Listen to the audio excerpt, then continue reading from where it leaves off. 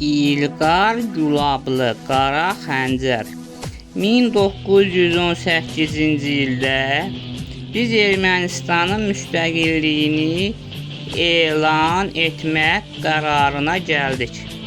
Amma Osmanlı Türkiyəsi buna razı olmadı və İrəvanı işğal edib Azərbaycanlı qardaşlarına hədiyyə etmək niyyəti ilə hücum elədi.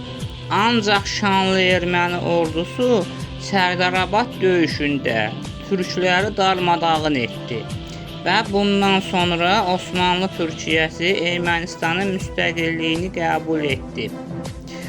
Ancaq 1920-ci ildə Sovet işğalı nəticəsində biz müstəqilliyimizi itirdik. Amma erməni xalqı təslim olmadı. Bizimkilər Kommunist Partiyasının və KTB-nin içində gizləndilər. Gizli şəkildə hakimiyyəti ələ aldılar. Bizə indiki kiçik Ermənistan bəs eləmir. 1918-ci ildə biz bütün Ermənistanı müstəqil edə bilmədik. Sadəcə İrəvanı müstəqil etdik. Qarabağ qaldı Azərbaycana. KKB-nin içində yerləşdirilmiş oğullarımızın sayəsində Zəngəzuru Azərbaycandan aldıq. 1923-cü ildə Qarabağda muxtariyyət əldə etdik. 1969-cu ildə Qazax rayonunun 5000 hektar torpağını Ermənistana birləşdirdik. İndi də Qarabağı Azərbaycandan tamamilə alacağıq. Azərbaycan adlı ölkəni yox edib onun bütün torpaqlarını Ermənistana birləşdirəcəyik. Şərqi Ermənistanı bərpa edib Qərbi Ermənistana keçəcəyik. Bilirsən, 1915-ci ildə Osmanlı dövləti Qərbi Ermənistanda yaşayan 1 milyon ermənini öldürüb. Yerdə qalan əhali isə ərəb ölkələrinə qaçıblar. İndi onlar orada gizli fəaliyyət göstərirlər. Ermənistanın müstəqilliyi uğrunda gizli erməni ordusu Asalanı yaradıblar. Bizim onlarla əlaqəmiz var. Onlar Türkiyədə əməliyyatlar keçirərək babalarımızın intiqamını alırlar. Biz gələcəkdə elə oğullarımızın sayəsində böyük Ermənistanı quracağıq. Amma bizim içimizdə Azərbaycanlılarla dost olmaq istəyən satqın ermənilər də var. Türkiyə qardaş deyən vətən xainləri var. Bax, onların aqibəti, türklərin aqibəti kim olacaq? Biz ermənilər Nuh Peyğəmbərin nəvəsi Haykın nəslindənik. Tanrının seçilmiş qullarıyıq. Müqəddəs kitabda Nuhun gəmisi Ararat dağına gəlir. Biz erməni xalqı da Ararat dağının oğullarıyıq. Biz bugün Ararat dağına həsrətlə baxırıq. Çünki o bizim ölkəmizdə yox, Türkiyənin işğalı altındadır. O danışdıqca Əhməd də onun sözünü təsdiq edirdi. Nəhayət səhər açıldı. Onlar Suriya ilə birlikdə təşkilat olan yerə gedəcəkdilər. Şəhnəz və Aygün çölə çıxdılar. Əhməd də maşınının yanına durub siqaret çəkirdi. Bu vaxt Surin gəldi. O Əhmədin yanında oturdu. Qızlar da arxa tərəfdə oturdular. Onlar uzun bir yol gedib gizli bir yerə gəldilər. Surin tək düşüb içəri girdi. Digərləri maşında gözlədilər. Şəhnaz ses çantasından diktafon çıxardıb içinə boş kaset qoydu və səs yazanı işə saldı. Bu vaxt Surin 3 dənə qara çarşaf və maska gətirdi. Özü də həmin çarşafdan geyinmişdi. O çarşafları Əhmədgilə verdi. Əhməd və qızlar çarşafı geyinib maskanı taxdılar. Surin də maskanı taxdı. Sonra onlara çönüb dedi: "Bugün burada mərasim var. Elə yaxşı gəlmişik. Mən sizə zamin duracam. Siz də bu təşkilata üzv olacaqsınız. İçəridə ağızlarını açıb danışmayın. Ali rəhbərimiz də mərasimdə iştirak edəcək. Kim sağ əli ilə sol gözünü ovxalasa, bilin ki, ali rəhbər odur. Bu onun paroludur. Onlar bir qədər gözlədikdən sonra içəri girdilər. İçəridə hamı üzü maskalı və qara çarşaflı idilər. Hamı sakitcə durub ayaq üstə gözləyirdi.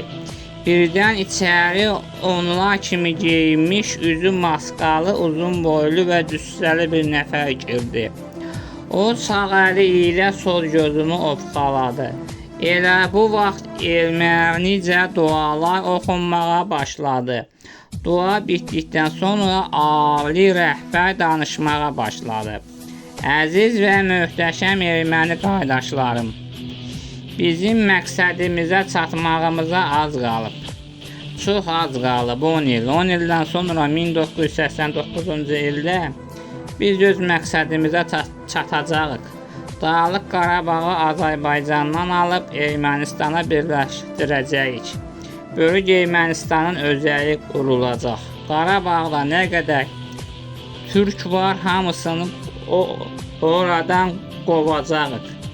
Yavaş-yavaş bütün Azərbaycanı Ermənistana birləşdirəcəyik və Türk adlanan tayfanın kökünü kəsəcəyik. Dünyada son bir türk qalana qədər hamısını öldürəcəyik. Bütün KGB başdan ayağa bizim casuslarımızdan ibarətdir.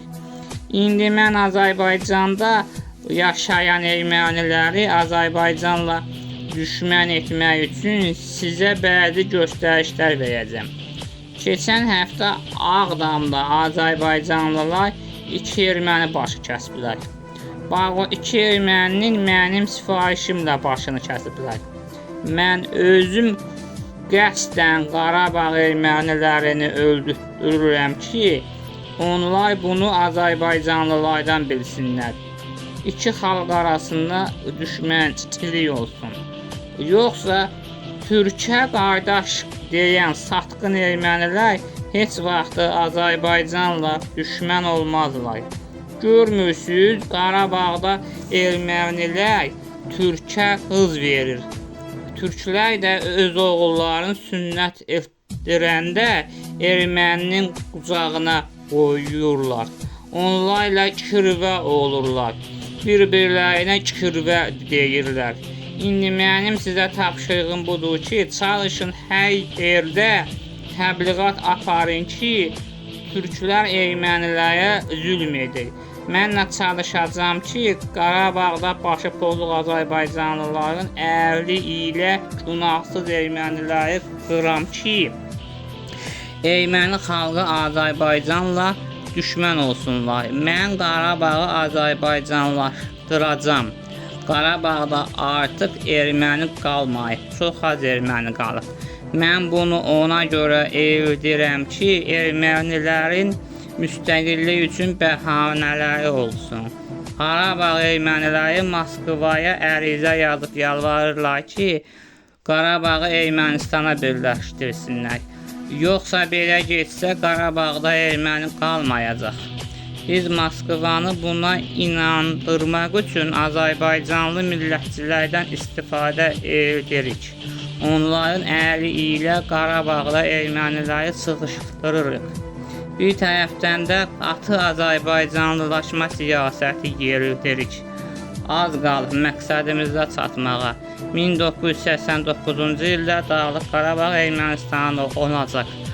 Axmaq türklər hələ Sovet ideologiyasını, beynəlmillətçilik və 15 qardaş nağıllarının təbliğ etsinlər. Az qalıb, dostlar, az qalıb.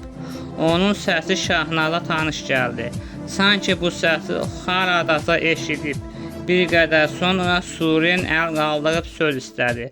Ali rəhbər ona icazə verdi. Suren qabağa gəlib Əhməd, Şahnaz və Aygünü göstərib dedi: Ali rəhbərimiz, yanımızda yeni dostlarımız var. Biz bu dostlarımızı da təşkilata alınmasını istəyirik. Mən onlara zaminəm. Ad və soyadları nədir? Andranik Ozanyan, Anna Ozanyan, Sonya Ozanyan. Bacı